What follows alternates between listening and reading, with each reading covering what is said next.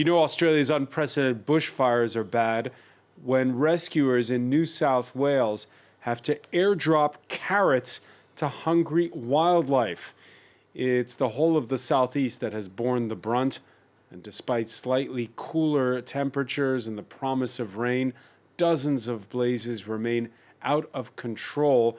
The summer's far from over, and already the clouds of toxic smoke which have engulfed Canberra, Melbourne, Sydney, as seen from NASA satellite imagery from space, have made their way around the world. After the hottest year on record in Australia, we'll ask how the planet prepares for the new normal, including whether that means paying more than one-off compensation for volunteer firefighters who've had to put their day jobs on hold to fight those blazes. Now, soldiering on through it all is the Prime Minister. In 1 month, Scott Morrison's popularity dropping 10 points. He has softened his stance on climate change, but still defends his country's coal industry, arguing Australia's output pales in comparison to the likes of China. As we'll explain, over here in Europe, cutting out coal is easier said than done. More broadly, how do you switch to cleaner energy much faster? Today in the France 24 debate, we're asking, why is Australia burning? Joining us from Sydney at this early hour, Mark Graham of the New South Wales-based Nature Conservation Council. Thanks for being with us. Good evening. We're joined as well by Lucie Pinson, European Coordinator for the Unfriend Coal Campaign. Thank you for joining us. And from Reading in England, meteorologist Richard Allen, Professor of Climate Science at the University of Reading. Welcome to the show. Hello. The France 24 debate on Facebook and Twitter, the hashtag F24debate. Let's start with the latest in that controversy over whether the first Grand Slam tennis tournament of the year, the Australian Open, was right to stage day one of qualifiers. Yuka Royer has more. She just couldn't stop coughing. Slovenia's Dalia Jakupovic was leading Swiss Stephanie Vogel at Melbourne Park when she slumped to her knees and had to be helped off court. The world number 180 was the first to retire from Australian Open qualifying, complaining of poor air quality. There were others who also needed medical assistance during their matches. Thick smoke and air pollution caused by ongoing wildfires temporarily suspended practice sessions earlier on. But tournament organisers decided to go ahead with qualifiers, much to the players' surprise. During the period of when we suspended practice and we started the matches, there was an improvement in the conditions. And also then we took the advice, the medical advice, as well as the scientists' advice, and that of the meteorology, and made a decision to continue with play at 11. Melbourne started the day in a haze as smoke from bushfires raging in eastern Victoria and southern New South Wales drifted through. The city's central business district, close to the tennis courts, recorded hazardous levels of fine particles overnight, and the country's environmental agency categorised the air quality as very poor in a city that's normally ranked as among the world's most livable. Yeah, and some on the tour are weighing in. French player Alizé Cornet tweeting her criticism of the decision to play those qualifiers, saying, this is not reasonable. Come on, Australian Open. And Craig Tilley, who you saw in that report, are you really going to let this happen? Let me begin with you, Mark Graham. Were they right to play tennis this Tuesday? Look, I'm not in Melbourne, but I can say, having experienced for 5 months now the toxic bushfire smoke, that it's an immense burden upon our health. The fine particulate matter is incredibly damaging, and for many, many months now, residents of New South Wales have been exposed to simply hazardous air levels that really are not good. So any strenuous exercise, such as playing tennis, really exacerbates that. I've been fighting bushfires in the bush, and that's a very strenuous exercise. And we've been wearing massive masks to filter the air to enable us to remain as healthy as we can through these appalling circumstances. And when you're in Sydney, what do? You cut back on going outdoors? You stay inside? Yes, look, I'm actually halfway between Brisbane and Sydney on the north coast of New South Wales. Often it's unavoidable. One has to be outside, and the best that one can do is to get the best possible filtration masks that one can get to attempt to keep one's bronchioles and lungs as healthy as one can. If you can avoid it, most definitely trying to not exert oneself and to remain inside is a good way of trying to weather these conditions. Lots of people need to be out and about, and the load upon our lungs is diabolical. And for the record, Mark Graham, there are bushfires every summer in Australia. Is this really much worse than before?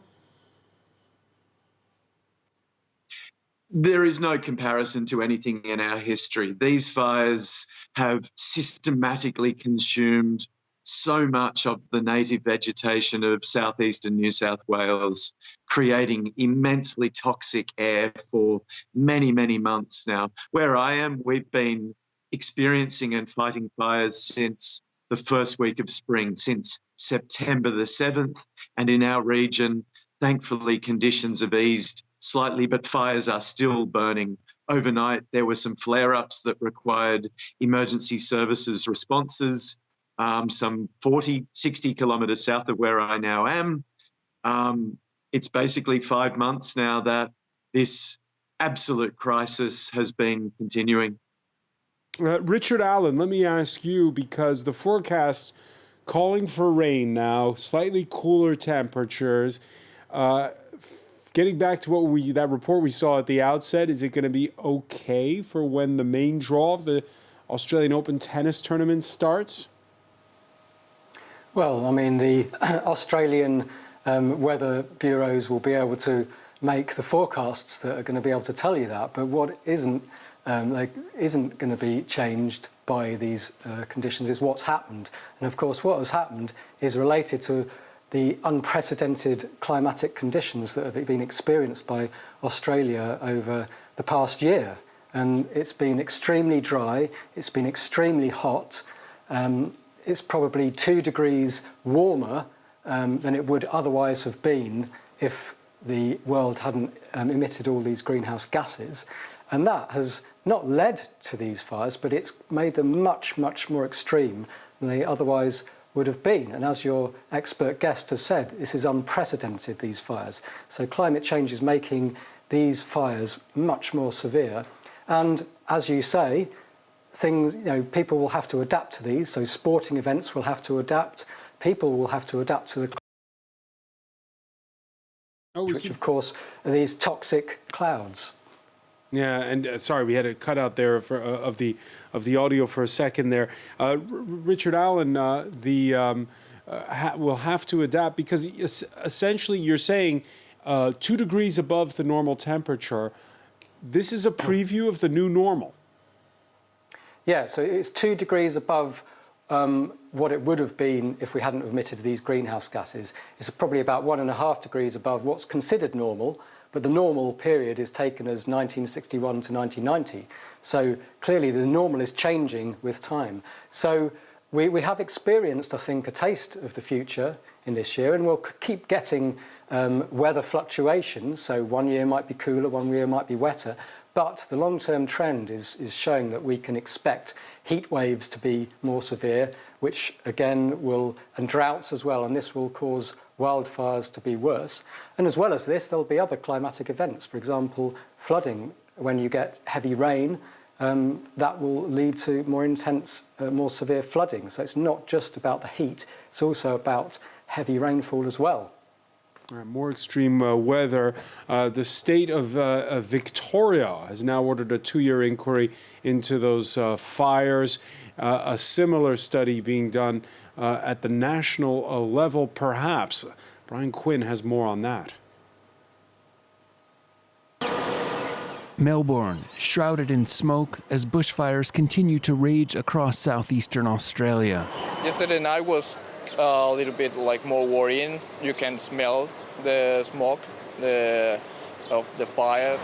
On Tuesday, the government of the surrounding state of Victoria announced a 2-year inquiry into the bushfire crisis, with separate reports due on firefighting preparedness and recovery efforts. The neighbouring state of New South Wales to the north has already announced its own inquiry. Those investigations coming on the heels of an announcement from Prime Minister Scott Morrison that he'll push for a nationwide review of the disaster response, potentially in the form of a powerful but slow-moving judicial inquiry known as a royal commission. Morrison is coming under increasing political pressure amid accusations of a slow response to the crisis by a government that has resisted acknowledging the impact of climate change and heavily backed the country's coal industry. We want to reduce emissions and do the best job we possibly can and get better and better and better at it. And I want to do that within a balanced policy which recognises Australia's broader national economic interests. Australians have taken to the streets in increasing numbers to protest government inaction on climate. Under Morrison's leadership, Australia weakened its commitment to the Paris Climate Accords last year. Scientists warned that without rapid action to curb global carbon emissions, Australia's recent bushfires could become a routine phenomenon.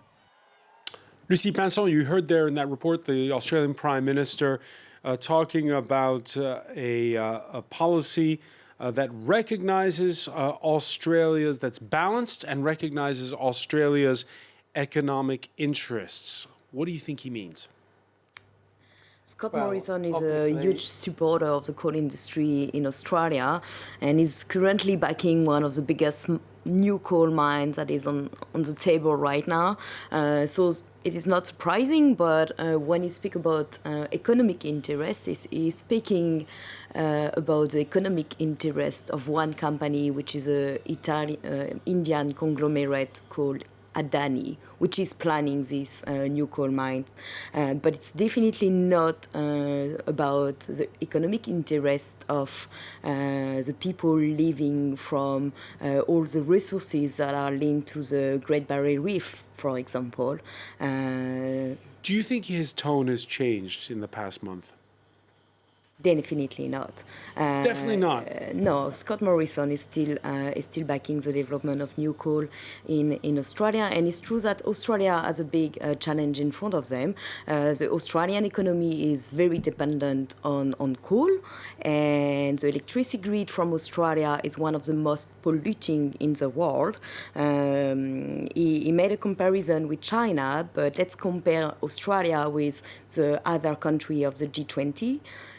Australia is the only country of the G20 that relies on coal for most of its electricity production. But it doesn't have to be this way. Australia also have massive renewable energy capacities and could even become an exporter of clean energy. An exporter? How would you become an exporter of clean energy in the case of Australia? What can you export? They have massive capacities, and they could build all the network to export, obviously not to the US, but in the area. In the region.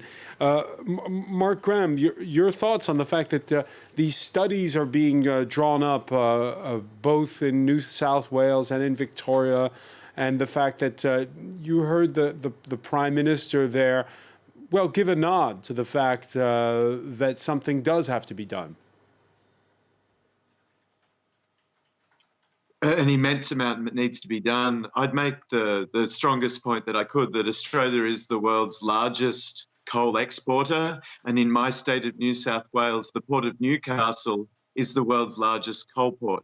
As well as that, we're the world's largest exporter of natural gas. And the intention of both state and Commonwealth governments is to significantly expand both the coal and the gas industries. The fear is that the government is shifting attention from its responsibilities for creating massive emissions at the global scale to say, oh, well, sometime down the track we'll establish some inquiries and we'll get some recommendations. We can stop emissions tomorrow. We have the natural resources. We're one of the best place countries on the planet for solar and wind energy generation, and we really could export via deep sea cables, as well as potentially exporting hydrogen produced by renewable energies. The reality is that governments at the state and the Commonwealth level have hit the accelerator toward the brick wall of climate chaos at the time when we need to be pulling back and at an emergency level to be ceasing these emissions. The consequences are being played out day in, day out with the destruction, the catastrophic impacts upon our forests. But I've seen the argument made, Mark, that people have made that argument that, well, even if Australia cut out all its coal tomorrow, we still would have had these giant fires. The reality is that we punch well above our weight in terms of emissions at the global scale. We have contributed personally as a nation to the crisis that we now face. No excuses about that. The facts are that we are the world's largest coal and gas exporter, so we bear a large responsibility for the consequences of our actions. Sadly, those consequences will play out around the world, and it won't just be Australia suffering. When we come back, we're going to take a look at what can be done, not just when it comes to the shift to cleaner energy, but when it comes to crisis management, if this indeed becomes the new normal. You're watching the France 24 debate.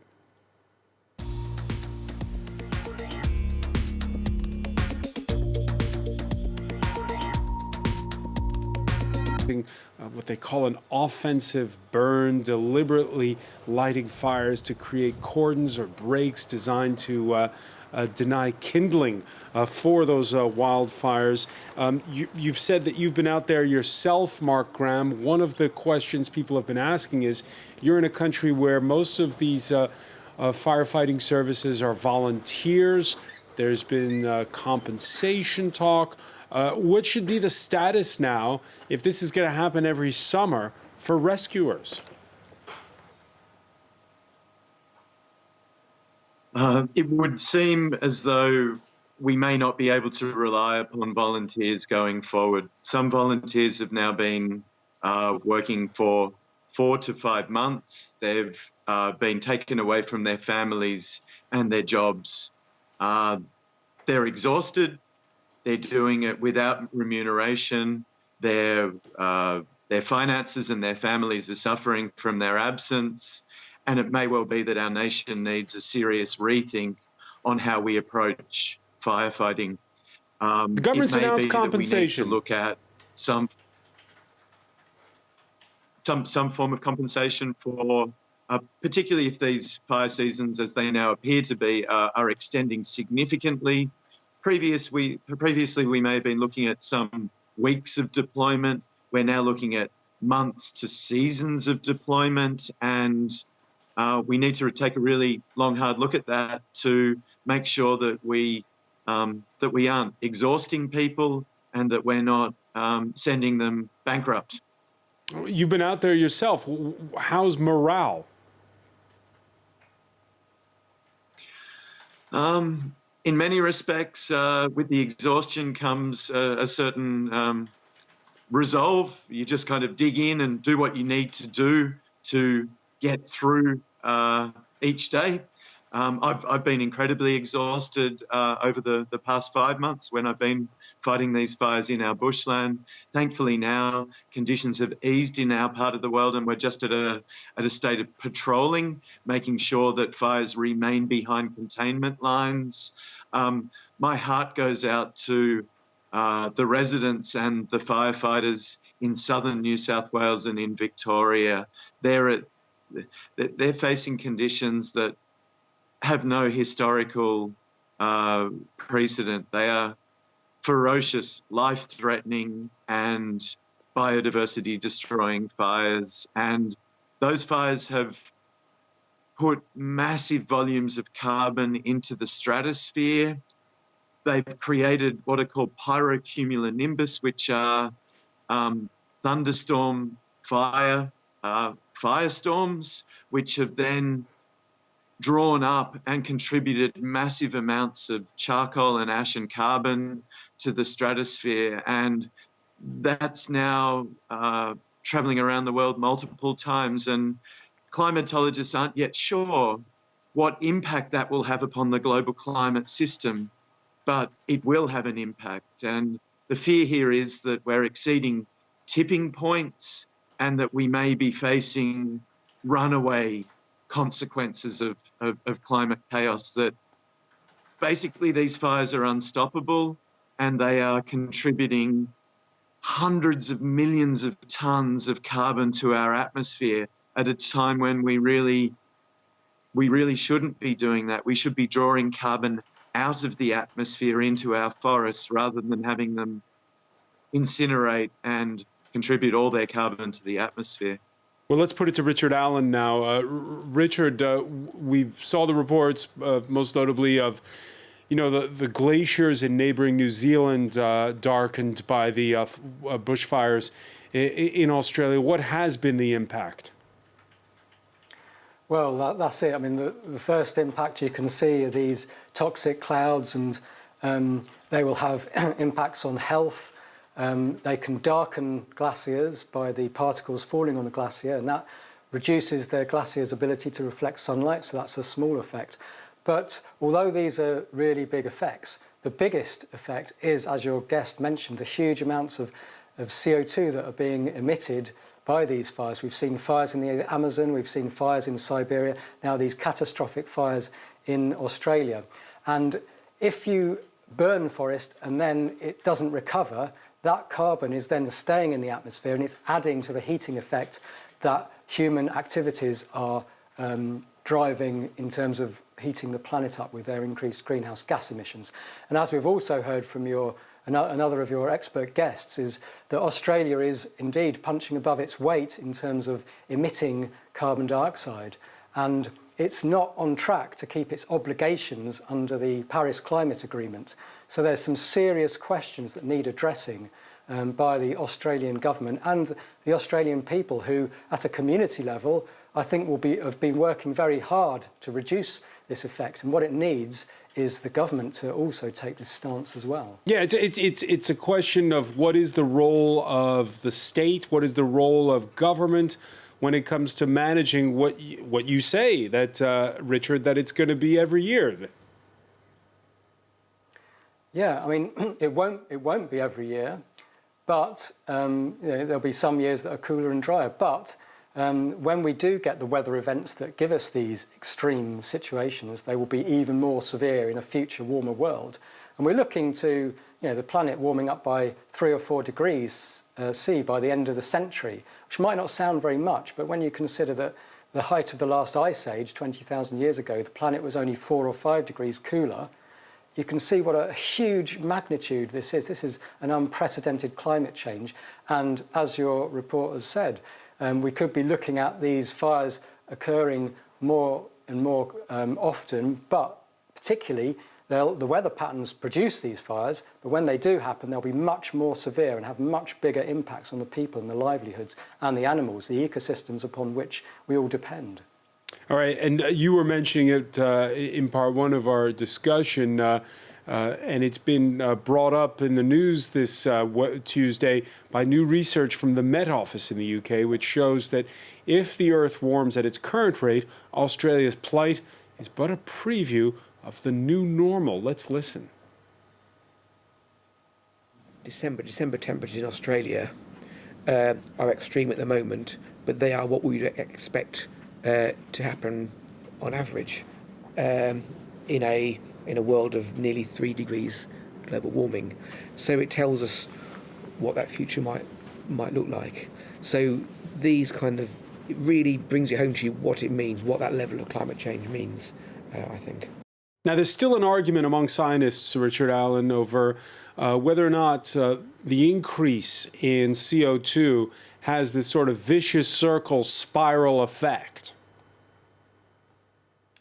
Well, that's right. So if you burn these forests because of the warming climate, then that adds more CO2 to the atmosphere, and that's like a vicious cycle that it will add to the heating and make things even worse. But it's crucially, if the forest grows back again, then that CO2 is sucked back in. So it's only really when you have permanent loss of forest. So, for example, if there was serious Amazon dieback, for example, that would contribute to an amplifying effect on climate change, and it's a very serious thing.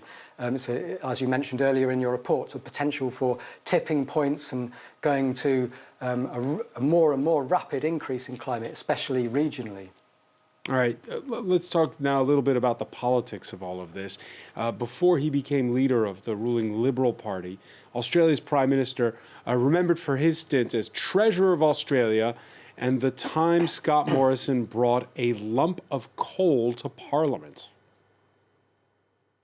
This is coal. Don't be afraid. Don't be scared. The Treasurer knows the rule on crops. It's coal. It was dug up by men and women who work and live in the electorates of those who sit opposite. From the Hunter Valley, as the member for Hunter would know.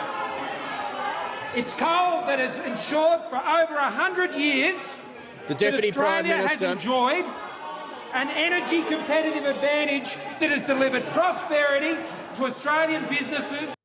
Mark Cram, the internet is a sticky place. That clip has played a lot over the past month. Scott Morrison's popularity has tumbled. Has coal's popularity tumbled, though? Across much of Australia, yes, it has. And I think we need as a nation to look at a fair and just transition package for people and communities in coal mining districts. We can readily and rapidly redeploy those workers in a green energy revolution. They have the skills and the knowledge to work upon the types of technologies such as solar and wind that would give them a future, that would enable them to have ongoing careers and to take part in a more modern way and a more appropriate and sustainable way of generating energy. The reality is that we've got so much sun and so much wind.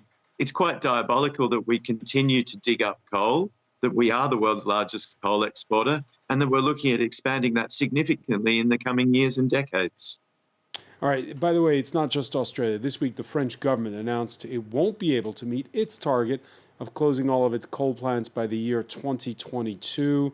The Cordemais plant, that's on the Atlantic coast, to continue until at least 2024, possibly 2026. The government says it's yet to find alternative sources of power. And Lucie Pinson, to be fair, the French government it's admitting it doesn't want to do this, that it's the equivalent of 4 million cars a year. These 4 coal plants, which aren't much when you look at France's electric grid. Yes, maybe to make it into the context, OECD countries needs to phase out coal by 2030. So the challenge in France is not at all at the same scale as in Australia. Or Germany even. Or in Germany. In Australia, they have more than 25 gigawatts of installed coal capacity to close by 2030, and there is no plan to close them. While in France, we are saying that we are postponing the closure of this Cordemais coal plant, but to be fair, not the whole coal plant will be operated. It's only 200 megawatt of installed coal capacity that might be maintained for peak hours. The issue in France is that despite the fact that this announcement, this commitment from the former government of closing these 4 coal plants have been made so long time ago, the alternatives haven't been developed. And we haven't transformed the way we consume electricity also. We are highly dependent on a lot of electricity for peak hours, and we haven't planned for that on time. What it does tell us is that we need to plan the phase out of coal a long time in advance if we want to have a just and fair transition in order to... So can Germany meet that goal of 2030? So Germany right now is not planning to meet its goal of 2030. They have a commitment to phase out coal by 2038. However, it could be reviewed and it could be done earlier. It's not enough, but Germany is, maybe we need to remind that German utilities are heavily financed by some French banks. So France also have a responsibility in what is happening in Germany. One of the biggest financier of RWE, which is the biggest coal operator of Germany, is BNP Paribas. And BNP Paribas has no plan to drop RWE. Yeah, whose carbon footprint is it? It's a very important question, right? Because you can say, hey, we've gone green, but then outsource polluting industries to other countries. I know that is the case on the day the European Parliament unveiled its Green New Deal, with 1/4 of the EU budget to be devoted to energy transition, where there's apprehension in one country in particular, the bloc's biggest coal producer. We're talking about Poland. It fears it's going to be cast yet again as the villain in this argument. I can't think of another job to do because it's our tradition and our pride as miners. Who knows how much money we would get for the changes? Ecology, that is agitation. The only thing the EU sees is Poland, not us. We need an awful lot of money and a systemic solution for the change in energy. The government and the EU must help with the recreation of mining cities, as they will suffer the most from the changes. Lucie Pinson, if I made you European Commission president, how would you handle Poland in a situation like this? What do you do when it comes to Poland? So when it comes to Poland directly, I don't know, but when it comes to who is financing the Polish coal industry, I will know. Polish, it's the same as in Germany or in Australia. European banks are financing the Polish coal industry. The European insurers like AXA, like Aegon, like National Nederlanden, like Generali, Allianz, they are all investing into companies that are still planning the development of new coal plants in Poland. So as you were saying, who is the responsibility? Why are they doing it? Because we saw the report that here in France, for instance, it's a money loser for energy giants like Veolia and EDF to have coal. It's definitely not a good business deal to So why are new plants coming on then? Because it makes some people happy in Poland. For the investors, they are investing in the company, so they get a finance back anyway. But it's a good question. It doesn't make any business sense today to invest in the coal industry. And actually, renewable energies right now are cheaper than coal. So we will be better off, not only from a climate and health perspective, but also from a business perspective if we were massively investing in renewable energy and not in the coal. And there are those who make the argument, you don't need to ban anything. You just need to make it economically less feasible. We've had BlackRock, a major investment firm, saying it's going to pivot away from polluting industries in its investments. We definitely need binding agreements and we need laws because the approach of the industry is to take tiny baby steps one by one, and we are not going to make the change that is needed on time to meet the Paris Agreement climate targets. What has been announced by BlackRock today, it's a good step in the right direction, but it's definitely not enough. It's only cover a bit of its activities, only what we call active investment, and BlackRock commitment only cover the mining sector and not the power sector. One good link with Australia is that BlackRock today also committed to step up its engagement towards carbon-intensive companies and to push them to change and transform their activities in order to align with the Paris Agreement climate targets. A good start will be to take positions on Siemens, a German engineering company, which is today supporting Adani for building its coal mine in Australia. And she's been the target of those Fridays for the Future protests. Mark Graham, it's incredible, isn't it? Because you're sitting 10 time zones away from where we are in the French capital.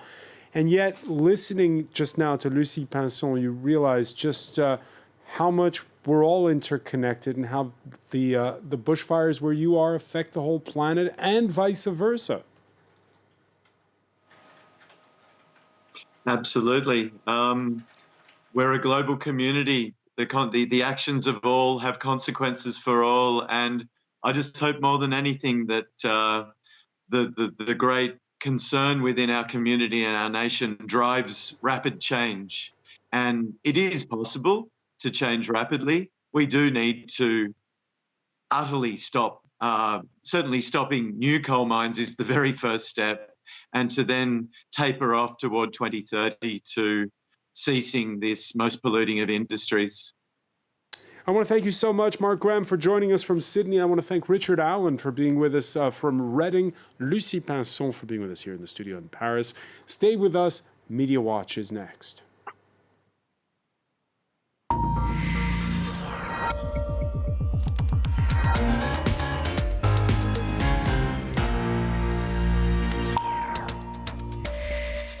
And we say hello to James Creedon. Hi, Francois.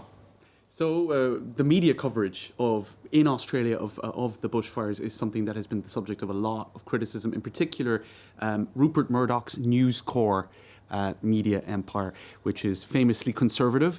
And today, his son, James Murdoch, part of the broader family business, I guess, came out publicly, along with his wife, to criticise news outlets for climate crisis denial. Essentially what he said is that he and his wife, they issued a joint statement, and he was critical of his father's businesses for their ongoing denial of the issue, which really has seen the climate emergency very much downplayed in various different media. You also, in recent days, had a senior News Corp employee slamming the company's bushfire coverage in an email which she sent to all of the staff of the company, which was then deleted to kind of minimise the impact of it. Emily but it was leaked nonetheless. That's right. Emily Townsend said that she finds it unconscionable to continue working for this company, knowing I'm contributing to the spread of climate change denial and lies. Now, what exactly were they talking about, Francois? It was specifically talking up the role of arson. Now, you can see here there were some front pages of some of the newspapers talking about an arson crackdown and how arson, in other words, people purposely setting these fires, was the main explanation for the crisis. There were also various bots on social media, bots that were identified talking about arson and how there was a climate emergency fraud. Now, one professor at Queensland University of Technology did a study into this, Dr. Timothy Graham. He said maybe 3 to 5% of the fires could be attributed to arson, but there is clearly an online campaign to talk up that as the cause, which actually serves the government's interests in some respects, but also was echoed in a lot of the Murdoch media. We're also talking up arson, which really, according to the scientists, accounts for only a small amount of these fires. So Dr. Timothy Graham said that there were definitely lots of bots, suspiciously high number of bots and troll accounts using the hashtag arson emergency. He went on then to say in comments that were picked up by the New York Times in a report about a week back about Murdoch influencing Australia's bushfire debate. He went on to say that it's the echoing between officialdom and Murdoch media that has many people so concerned. So instead of the media holding the government up to account on this, they've actually sort of been supporting the government position, which would have been to downplay the role of the climate emergency. So that's been getting a lot of coverage. No, there was one little moment of levity that also got quite a bit of coverage, Francois, in the last 24, 48 hours. This was an ITV news correspondent, a British journalist, who was in Australia to cover the bushfires and in particular the terrible impact on wildlife and koala bears. Now, during one report, one of the guys who I suppose was overseeing this wildlife park played a little bit of a practical joke on her, telling her that she was about to be acquainted with not a koala but a much more dangerous subspecies of the koala bear known as the drop bear. They have poisonous fangs and all of this. So she got into this I failed biology, so right. So she could have easily been. I mean, I think we all might have been fooled, to be fair. So she got into the protective kind of clothing that she then donned in this report, which made her look quite ridiculous, much to the amusement of all concerned. So certainly, it's nice to see that people have been able to maintain a sense of humour amidst all of the tragedy, because of course it is a massive tragedy what's been happening in Australia. But this particular moment of Australians mocking their British cousins has gone viral. And more seriously, I was reading today that in some parts of Australia now, koalas are going to be listed as endangered species. Right. I mean, this is the sad underlying reality. Hundreds of millions of animals have been burnt to death. It's an absolutely horrific environmental and wildlife catastrophe, and of course going well beyond the impact on human beings themselves. Yeah. James Creedon, many thanks. I want to thank our panel once again. Thank you for joining us here in the France 24 debate.